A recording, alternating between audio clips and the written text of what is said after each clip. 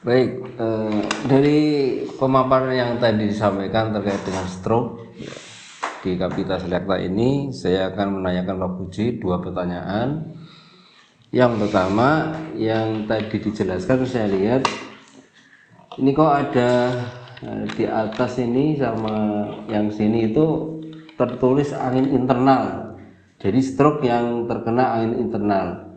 Kemudian yang adakah patogen luar yang jenisnya angin eksternal? Karena pernah saya baca terkait dengan ketika antibodi seorang itu lebih rendah daripada patogen penyerang, kemudian patogen penyerang itu lebih kuat, katakanlah antibodi 50, penyerangnya 80% gitu, dia bisa langsung masuk ke dalam dan bisa kena ini stroke atau dia akan sakit gitu. Nah, ini adakah yang penyebab angin internal angin eksternal atau penyerang yang lebih kuat daripada antibodi yang tersisa pada tubuh seorang itu? Kemudian yang kedua adalah apakah stroke ini ada semacam jenis faktor X? Karena ketika saya di lapangan nangani berbagai kasus stroke, ini rata-rata ini para pegawai-pegawai yang setelah dia pensiun 60 apa 55 tahun ke atas lah, terus dia begitu pensiun langsung kena stroke, begitu pensiun kena stroke. Kemudian saya amati dengan informasi teman-temannya dan lain sebagainya, kok waktu dia jadi pegawai ini sering korupsi, sering dolimi orang dan lain sebagainya. Apakah ini dengan doa-doa orang-orang yang terdolimi ini kemudian masuk ke ranah itu, kemudian dia kena stroke atau bagaimana? Karena ini jelas faktor X ada. Begitu. Kemudian dari tipe 3 dan 4 kata Pak Puji ini paling banyak ya, paling banyak. Terus kok saya lihat juga rata-rata kenapa orang kena stroke itu rata-rata hipertensi loh, tensinya tinggi dibandingkan tensi yang rendah gitu.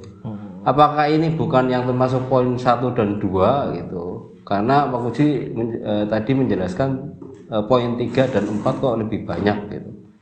Apakah maksudnya awal-awal itu tipenya kuat kemudian berubah ketika penyakitnya menahun 1 tahun 2 tahun terkena stroke baru dia ke ranah tipe defisien atau bagaimana? Terima kasih, mohon penjelasannya.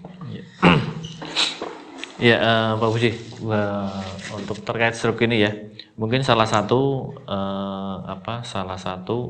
informasi yang pernah saya dapatkan bahwa salah satu untuk penanganan stroke bahwa itu kan ada semacam waktu-waktu yang memang waktu-waktu kritis yang itu harus segera ditangani karena dengan pertimbangan ketika melebihi dari waktu yang sudah ditentukan akhirnya terjadi kerusakan yang lebih besar lagi gitu.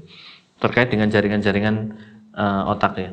Kalau untuk secara ini Pak Puji, kalau dilihat dari fungsinya sendiri mungkin salah satu yang biasa digunakan biasanya dalam bentuk injeksi atau suntikan itu biasanya dari golongan sitikolin ya. Sitikolin yang itu biasanya dalam bentuk injeksi itu biasanya diberikan pada awal-awal masa kritis ya Pak. Dalam artian memang awal-awal terjadinya stroke.